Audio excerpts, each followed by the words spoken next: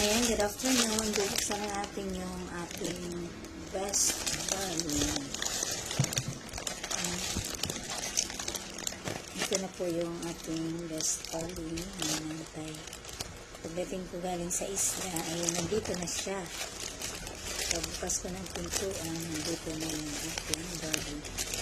Kaya bubuksan na natin siya. Ito na yung barley. Kung nag-usapan pa lang ng voice. Nandito na siya.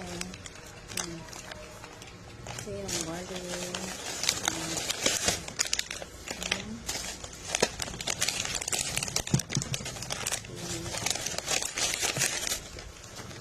Kaya sa mga nag-order ng barley, nandito na yung barley namin. Dumating na.